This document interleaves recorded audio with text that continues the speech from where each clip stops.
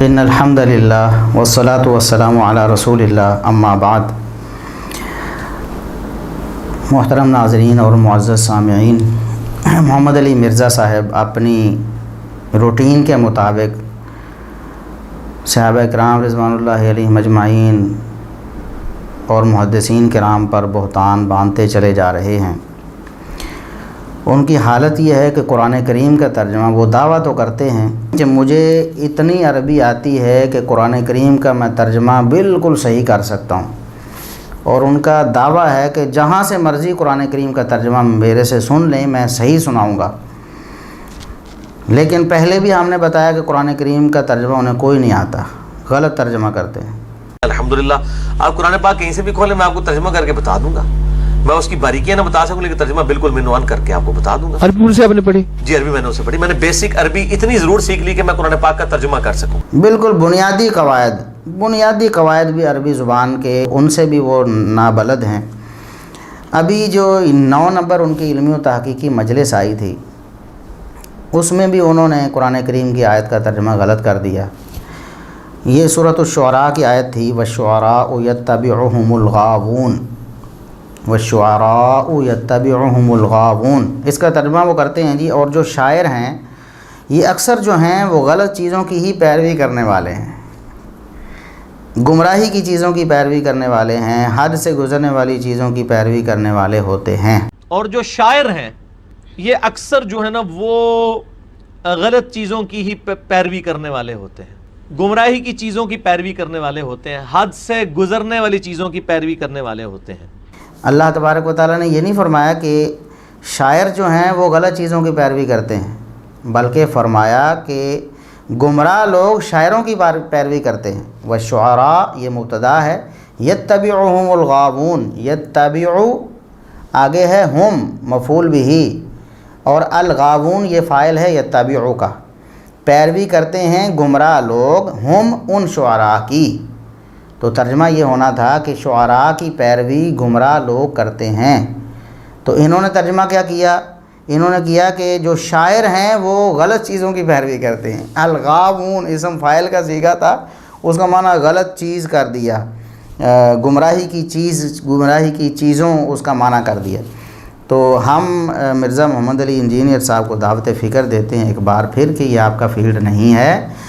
آپ تو جناب تفسیر پڑھا رہے ہیں لوگوں کو، اللہ کے بندو جو تفسیر پڑھ رہے ہو ان سے اور سیکھ رہے ہو کہ ہم قرآن اس سے سیکھ رہے ہیں، اور اللہ کا خوف کرو۔ جس شخص کو بنیادی عربی زبان سے ہی واقفیت نہیں ہے، جو ترجمہ ہی صحیح نہیں کر سکتا، وَالشُّعَرَاءُ يَتَّبِعُهُمُ الْغَاوُونَ کا ترجمہ بالکل الٹ کر رہا ہے۔ اللہ تبارک و تعالیٰ تو فرما رہا ہے کہ گمراہ لوگ شاعروں کی پیروی کرتے ہیں، اور یہ کہتے ہیں کہ شاعر غلط چیزوں کی پیروی کرتے ہیں۔ یعنی اللہ تبارک و تعالیٰ تو فاعل بنا رہا ہے گمراہ لوگوں کو، اور یہ شعراء کو فاعل بنا رہا ہے۔ بالکل ترجمہ غلط ہے۔ اور ہمارے جو بچے ہوتے ہیں جو عربی زبان سیکھنے لگتے ہیں، جو طفل مکتب ہوتے ہیں بالکل بنیادی، وہ بھی ان چیزوں کو سمجھتے ہیں، ان باریکیوں کو، جن سے مرزا صاحب بالکل نابلد ہیں۔ پھر بھی دعویٰ ان کا یہ ہے کہ مجھے قرآن کریم کا سارا ہی ترجمہ آتا ہے، اور مجھے اتنی عربی آتی ہے کہ میں قرآن کریم کا ترجمہ بالکل صحیح کر سکتا ہوں، اور آپ کہیں سے بھی سن سکتے ہیں۔ ہم نے کیا سننا ہے مرزا صاحب؟ آپ نے جو اپنی مرضی سے سنایا ہے وہ ہمارے سامنے ہے، اس کی یہ حالت ہے۔ ہم اگر سنیں تو پھر کیا ہوگا؟ تو یہ آپ کی حالت ہے۔ اور پھر آپ نے شعراء پر پہلے بھی آپ نے علامہ اقبال رحمہ اللہ تعالیٰ پر ایک اپنی نادانی کی وجہ سے ایک بہتان لگا دیا کہ انہوں نے علم و عقل کی توہین کی ہے، اور ہم نے بتایا کہ مرزا صاحب یہ اپنی عقل کا فطور، آپ کی اپنی عقل کا فطور ہے، اور آپ نے اس کا الزام علامہ اقبال رحمہ اللہ تعالیٰ پر دھر دیا۔ علامہ اقبال انسان تھے، ان کی غلطیاں ہیں، ہو سکتی ہیں، ان پر نقد بھی ہو سکتی ہے، لیکن یہ تو مطلب نہیں ہے کہ آپ اپنے آپ کو مشہور کرنے کے لیے علامہ اقبال پر جھوٹے الزامات لگانا شروع کر دیں، اور ان کی صحیح باتوں کو بھی غلط رنگ دے کر لوگوں کے سامنے پیش کرنا شروع کر دیں۔ اور یہی طریقہ کار آپ نے اس مجلس میں بھی کیا۔ اس ہفتے والی مجلس جو 9 نمبر تھی، اس میں آپ نے کہا جی جتنے شاعر ہیں آپ کو بے عمل نظر آئیں گے۔ میں بڑے شعراء کے نام اس لیے نہیں لوں گا کہ لوگوں کی عقیدتیں وابستہ ہیں، یعنی جس کی کسی سے عقیدت وابستہ ہو اس کا آپ نام لینے سے احتراز کرتے ہیں، تو صحابہ کرام سے کسی کی کوئی عقیدت نہیں ہے کہ آپ ان کا نام لے لے کر ان پر طعن کرتے ہیں اور کہتے ہیں کہ ڈھونگ رچاتے رہے معاذ اللہ، اور یہ کم پاندے رہے امت نال معاذ اللہ، اس طرح کے الفاظ آپ بولتے ہیں۔ تو بہرحال اشارتاً آپ نے پھر بھی علامہ اقبال رحمۃ اللہ علیہ کی توہین کر دی۔ وہ ایک واقعہ جو من گھڑت تھا جس کی کوئی سند نہیں ہے، تو آپ نے اس کو علامہ اقبال کی طرف منسوب بھی کیا، لوگوں کے ذہن میں بٹھا دیا کہ علامہ اقبال جو ہے نا وہ نبی کریم صلی اللہ علیہ وسلم سے کوئی عشق نہیں رکھتے تھے، اور آپ نے کہا کہ ان کے عشق رسول نے ان کو اس لیول پر بھی نہیں لایا کہ وہ داڑھی رکھ لیں، یہ آپ نے طعن کی نا ان پر۔ تو باقی ان کی ذاتی زندگی کی کمزوریاں تو علیحدہ ہیں، یہ ہمیں سامنے نظر آ رہی ہے۔ اگر داڑھی نہ رکھنا واقعی کمی کوتاہی ہے، ہم یہ نہیں کہہ رہے کہ علامہ اقبال نے بالکل صحیح کیا داڑھی نہ رکھ کر، لیکن آپ نے جو طعن علامہ اقبال پر کی ہے کہ داڑھی نہ رکھ کر وہ عشق رسول سے فارغ ہو گئے ہیں، یا عشق رسول جو ہے وہ اس لیول کا تھا ہی نہیں، ان میں محبت رسول نہیں تھی کہ داڑھی نہ رکھوا سکی، تو غامدی صاحب کے بارے میں آپ کا کیا خیال ہے؟ غامدی صاحب کو آپ جناب بڑا اسکالر مانتے ہیں اور لوگوں کو دعوت دیتے ہیں کہ آپ غامدی صاحب کو سنیں۔ مرتد کی سزا جو قرآن و حدیث نے بیان کی ہے اس کو چھوڑ کر آپ کہتے ہیں جی مشکل سوال ہے، آپ غامدی صاحب کو سنیں، حالانکہ وہ اس کا انکار کرتے ہیں، مرتد کی سزا قتل نہیں مانتے وہ۔ تو غامدی صاحب کی آپ اتنی تعریفیں کرتے ہیں، پل باندھتے ہیں، آپ کہتے ہیں کہ یہ جو علماء ہیں فرقوں کے، ان کو اگر آپ چندہ دیں گے تو یہ جناب غلط ہے، اور یہ دین کی بات آپ کو نہیں بتائیں گے۔ ہاں غامدی صاحب کو آپ چندہ دو، وہ جناب مرزائیوں کو مسلمان کہیں گے اس لیے چندہ دو انہیں، وہ رجم کا انکار کریں گے اس لیے چندہ دو، وہ احادیث کے منکر ہوں گے اس لیے انہیں چندہ دو، لوگوں کو بھی منکر حدیث بنائیں گے اس لیے چندہ دو۔ تو غامدی صاحب کے بارے میں آپ کا کیا خیال ہے؟ ان کے عشق رسول نے یا محبت رسول نے ان کو اس لیول پر پہنچایا کہ وہ داڑھی رکھ لیں؟ ایک من گھڑت قصہ جو علامہ اقبال رحمۃ اللہ علیہ کی طرف منسوب کسی نے کیا کہ ایک دفعہ نائی کے پاس وہ داڑھی منڈانے گئے جی، تو نائی نے کہہ دیا آپ داڑھی کیوں نہیں رکھتے؟ تو اقبال نے کہا جی میں کسی کا دل تو نہیں دکھاتا نا، داڑھی ہی منڈواتا ہوں، کسی کا دل تو نہیں دکھاتا۔ تو نائی نے اس کو پھکی دی، مرزا صاحب کے الفاظ، وہ پھکی بہت دیتے ہیں نا، پھکی بیچتے ہیں، چورن بیچتے ہیں وہ، تو کہتے ہیں جی نائی نے ان کو ایک پھکی دی کہ آپ نبی کریم صلی اللہ علیہ وسلم کا دل دکھا رہے ہیں، کہ حکم تو انہوں نے دیا داڑھی رکھنے کا۔ تو علامہ اقبال بے ہوش ہو گئے سن کر، تو آپ نے یہاں ایک طعن کی کہ دیکھو یہ بے ہوش ہی ہو سکتے سی، عمل نہیں سی کر سکتے۔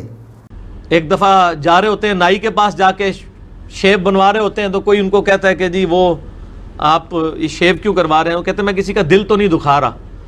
تو وہ پھر شخص آگے سے پھکی دیتا ہے کہ آپ نبی صلی اللہ علیہ وآلہ وسلم کا دل دکھا رہے ہیں، کیونکہ داڑھی رکھنے کا تو حکم نبی علیہ السلام نے دیا۔ تو کہتے ہیں جی وہ غم کے مارے بے ہوش ہو گئے، داڑھی پھر بھی کوئی نہیں رکھی انہوں نے، بے ہوشی ہوئے۔ کہتے ہیں کہ داڑھی کا سن کر جو ہے نا بے ہوش ہو گئے، حالانکہ واقعے والے نے تو یہ بیان کیا تھا کہ محبت رسول کی وجہ سے کہ میں اس پر عمل کیوں نہیں کر رہا، اس لیے بے ہوش ہو گئے۔ تو آپ نے کہا کہ داڑھی رکھنے کا سن کر کہ یہ بڑا اوکھا کام ہے، اس لیے بے ہوش ہو گئے علامہ اقبال۔ تو اس طرح کی باتیں ہم نے تو یعنی جب بھی آپ نے خود اپنے پمفلٹ میں لکھا ہوا ہے کہ جو تاریخی روایتیں ہیں نا، جھوٹی روایتیں، بے سند واقعات، ان کی حقیقت جو حیثیت وہ کھوٹے سکوں والی بھی نہیں ہے، کھوٹے سکوں سے بھی گئی توری یا کھوٹے سکوں کی طرح ہے۔ تو یہ کھوٹا سکہ نہیں ہے، اس کی کوئی سند ہے آپ کے پاس؟ کوئی ہے سکہ لوگ جو قابل اعتماد ہوں اور وہ سلسلہ متصل جو ہے نا علامہ اقبال رحمۃ اللہ علیہ پر پہنچ جائے، اور پھر آپ یہ طنز بھی ان پر کریں اور یہ طعن و تشنیع بھی کریں؟ کیوں علامہ اقبال رحمۃ اللہ علیہ پر آپ اس طرح کی طعن و تشنیع کرتے ہیں؟ اس لیے کہ میں مشہور ہو جاؤں کہ علامہ اقبال پر بھی میں طنز کر رہا ہوں اور علامہ اقبال پر بھی گرفت کر رہا ہوں اور ان کے شعروں کو میں غلط ثابت کر رہا ہوں، اور پھر وہ جو شعر ان کا تھا اس کو آپ نے الٹا سلٹا بنا کر پیش کیا کہ دیکھیں جی انہوں نے علامہ اقبال نے جو کہا تھا نا کہ ابراہیم علیہ السلام جیسا ایمان اگر پیدا ہو جائے نا تو آج بھی جس طرح ان کے لیے آگ گلزار بنی تھی تو اس طرح کا کوئی کرشمہ آج بھی ہو سکتا ہے، تو اللہ تبارک و تعالیٰ اپنے بندوں کی مدد کر سکتا ہے۔ تو آپ نے کہا کہ یہ بالکل غلط ہے، شعر یوں ہونا چاہیے تھا کہ آج چونکہ ابراہیم والا ایمان نہیں ہے لہٰذا آج جو ہے نا اس طرح آگ جو ہے نا وہ گلزار نہیں بن سکتی۔ تو آپ نے علامہ اقبال رحمۃ اللہ علیہ پر پھر طعن کی کہ انہیں تو اتنی بھی عقل نہیں تھی کہ شعر صحیح پڑھتے، وہ آپ نے کہا بالکل غلط ہے، ایسا اب نہیں ہو سکتا۔ اور آپ نے کہا کہ لوگ اب جو ہے نا وہ مبالغے کے چیلنج دے رہے ہیں ایک دوسرے کو کہ آؤ آگ میں چھلانگ لگاتے ہیں، وہ بھئی وہ اس شعر کو پڑھ کے بڑا مبالغے کے چیلنج دے رہے ہیں. کسی نے اگر ایسی جہالت کی ہے کہ آگ میں چھلانگ لگاتے ہیں، عموماً بریلوی مکتب فکر کی طرف سے ایسی باتیں ہوتی ہیں، تو وہ کہتے ہیں جی آؤ آگ میں چھلانگ لگاتے ہیں، جو بچ گیا وہ سچا ہے. تو کیا علامہ اقبال رحمۃ اللہ علیہ نے انہیں ایسا کہا تھا؟ خدا کا خوف کریں آپ کو اتنا بھی اللہ کا ڈر نہیں ہے کہ قیامت کے دن آپ کیا حساب کتاب دیں گے کہ جو بات علامہ اقبال نے کہی ہی نہیں، جو ان کا مطمع نظر تھا ہی نہیں، جو ان کے شعر سے ثابت ہوتا تھا ہی نہیں، وہ آپ نے ان کے ذمے لگا دیا اور اس بنا پر ان کی توہین کرتے رہے اور اشارے کنایوں میں لوگوں کے ذہنوں سے علامہ اقبال رحمۃ اللہ علیہ کے حوالے سے جو کوئی محبت ہے وہ نکالنے کی کوشش کرتے رہے. ان کی اتنی خدمات ہیں علامہ اقبال رحمۃ اللہ علیہ کی. اور میں آپ کو بتاؤں انشاءاللہ کسی موقع پر تفصیلی بات کریں گے.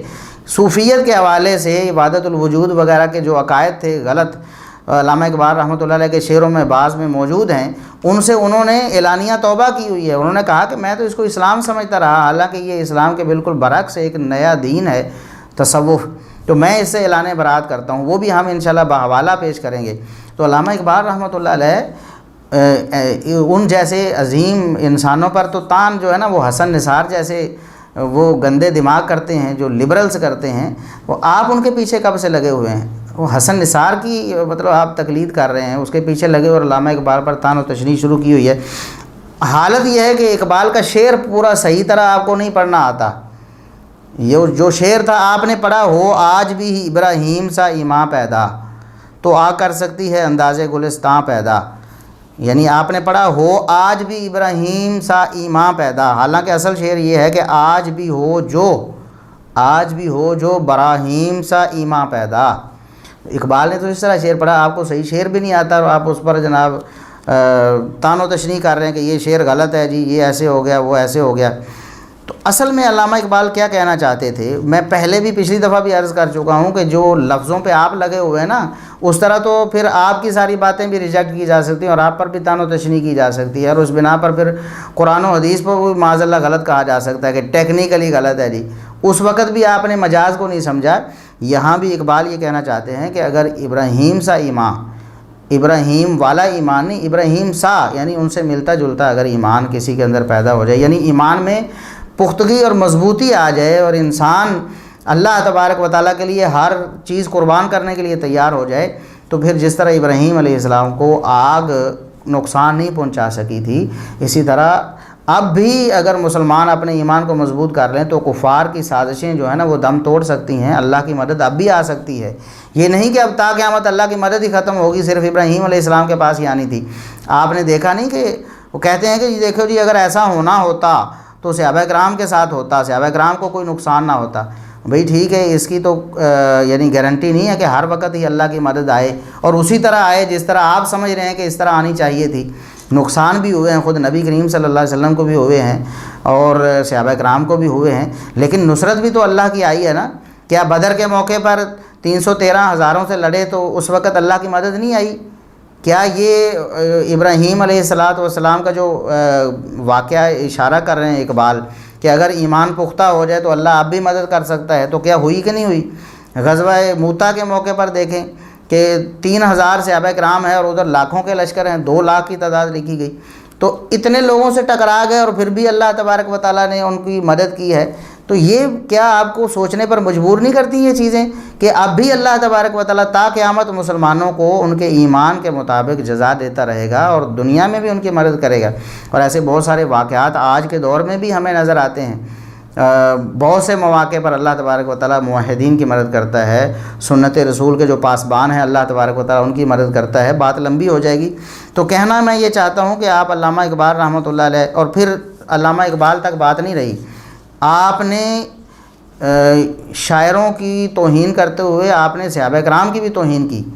آپ نے کہا کہ حسان بن ثابت کو دیکھ لیں جی، حسان بن ثابت کو دیکھ لیں، شعر بھی کہتے تھے، شعر تو وہ بھی کہتے تھے لیکن جناب ویسے ان کی زندگی جو عملی کوتاہیوں سے ہی عبارت تھی.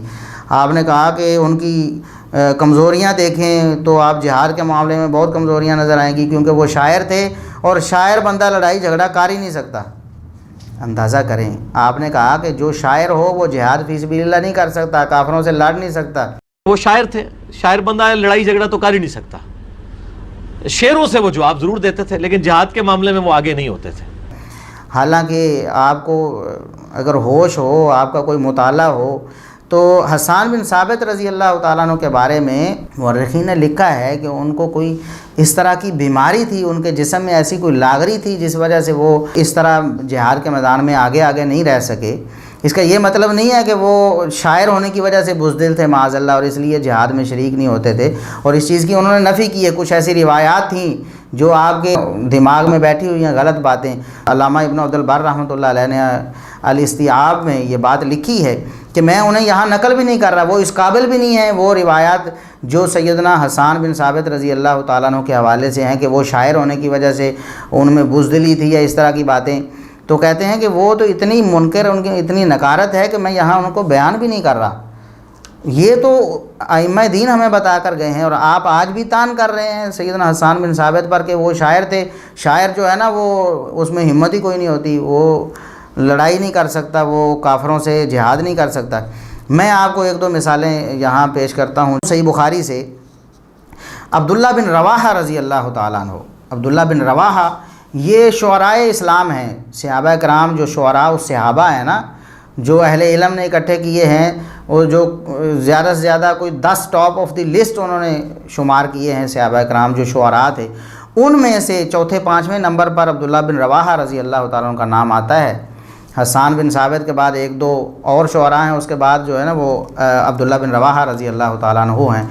ان کے جہاد کا میں آپ کو بتاؤں، آپ کہتے ہیں شاعر بندہ لڑائی نہیں کر سکتا، وہ جہاد ہی نہیں کر سکتا، یہ رسول اللہ صلی اللہ علیہ وسلم پر تان کر رہے ہیں آپ، یہ آپ کی بے خبری ہے نا۔ ویسے آپ کہتے ہیں جی بخاری مجھے آتی ہے، شیوخ الحدیث کو نہیں پتہ ہوتا۔ آپ کو پتہ ہے کہ بخاری میں یہ حدیث بھی ہے کہ امر رسول اللہ صلی اللہ علیہ وسلم فی غزوۃ مؤتہ زید بن حارثہ تھا، یہ صحیح بخاری میں 4261 نمبر حدیث ہے۔ غزوہ موتا کا بیان ہو رہا ہے، نبی کریم صلی اللہ علیہ وسلم نے زید بن حارثہ رضی اللہ تعالیٰ عنہ کو سپہ سالار بنایا، فرمایا کہ یہ سپہ سالار ہوں گے۔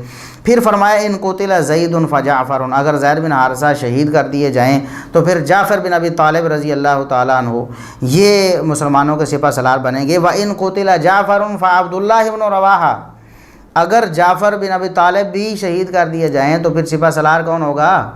عبداللہ بن رواحہ۔ یہ ہیں شاعر اسلام، جن کے شعر بھی میں آپ کو آگے بتاؤں گا کہ عبداللہ بن رواحہ رضی اللہ تعالیٰ عنہ کے شعر بھی ہیں، بڑے مشہور اشعار، یہ سنن نسائی میں موجود ہیں، وہ اشعار بھی میں آپ کو سناتا ہوں۔ تو عبداللہ بن رواحہ رضی اللہ تعالیٰ عنہ تیسرے نمبر پر سپہ سالار ان کو بنایا ہے، اور پھر یہ بذریعہ وحی بتایا جا رہا تھا نا کہ یہ شہید ہونے والے امکان ہے ان کا، اور پھر ان کو عبداللہ بن رواحہ رضی اللہ تعالیٰ عنہ کو یہ سپہ سالار بھی بنایا گیا، اور داد شجاعت دیتے ہوئے وہ شہید بھی ہو گئے اسی غزوہ موتا میں، عبداللہ بن رواحہ رضی اللہ تعالیٰ عنہ۔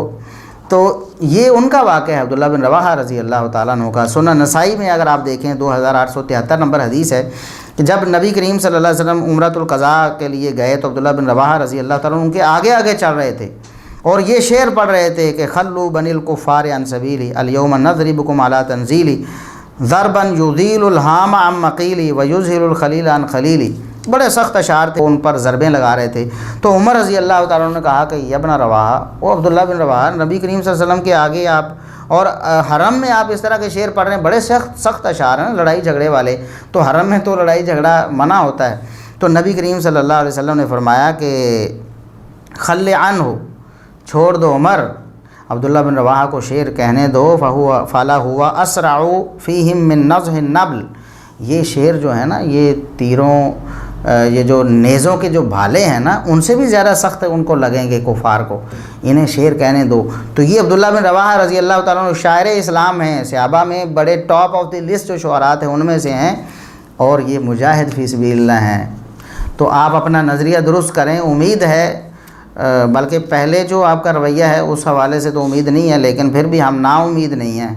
اللہ تبارک و تعالیٰ سے ہمیں جو ہے ہم دعا بھی کرتے ہیں اور امید بھی کرتے ہیں کہ آپ اپنے یہ جو غلط کمنٹس ہیں نا کہ جو شاعر ہوتا ہے وہ لڑائی جھگڑا نہیں کر سکتا، وہ مجاہد نہیں بن سکتا، اور سیدنا حسان رضی اللہ تعالیٰ عنہ پر آپ نے تان کی اور صحابہ کرام پر کی۔ یہ عبداللہ بن رواحہ رضی اللہ تعالیٰ عنہ مثال میں نے آپ کو دے دی، شعر بھی ان کے صحیح سند سے سنا دی آپ کو، سنن نسائی میں موجود ہیں، اور نبی کریم صلی اللہ علیہ وسلم کا ان کو سپہ سالار مقرر کرنا اور ان کا شجاع سے لڑنا اور شہید ہونا غزوہ موتا میں، وہ بھی میں نے آپ کو صحیح بخاری سے دکھا دیا ہے۔ اسی طرح ابو سفیان بن الحارث رضی اللہ تعالیٰ عنہ، یہ بھی ایک صحابی رسول ہیں، صحیح مسلم میں ان کا واقعہ موجود ہے کہ غزوہ حنین کے موقع پر جب تھوڑی اچانک حملہ ہوا، مسلمان صحابہ کرام تھوڑے بکھر گئے تھے، اس وقت سیدنا عباس رضی اللہ تعالیٰ عنہ اور سیدنا ابو سفیان بن الحارث رضی اللہ تعالیٰ عنہ، یہ دونوں نبی کریم صلی اللہ علیہ وسلم کے ساتھ تھے۔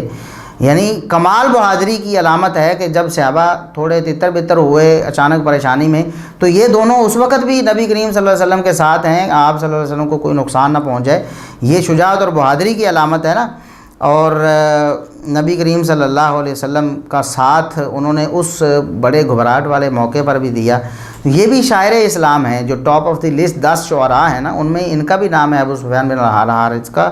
اور صحیح مسلم میں 1775 نمبر حدیث ہے جس کی میں نے آپ کو بتایا ہے کہ نبی کریم صلی اللہ علیہ وسلم کے خچر کے پاس یہ اس بہت مصیبت والے وقت میں بھی انتہائی بہادری اور شجاعت کے ساتھ وہاں ڈٹے رہے ہیں۔ تو یہ آپ کی حالت ہے مرزا صاحب، اور پھر آپ علامہ اقبال پر تان کرتے ہیں، اور پھر آپ صحابہ کرام پر تان کرتے ہیں، اور پھر آپ اہل حدیثوں پر تان کرتے ہیں۔ آپ کہتے ہیں فاتحہ خلف الامام کے مسئلے میں حنفی ایک ایکسٹریم پر ہیں اور اہل حدیث سلفی دوسری ایکسٹریم پر ہیں۔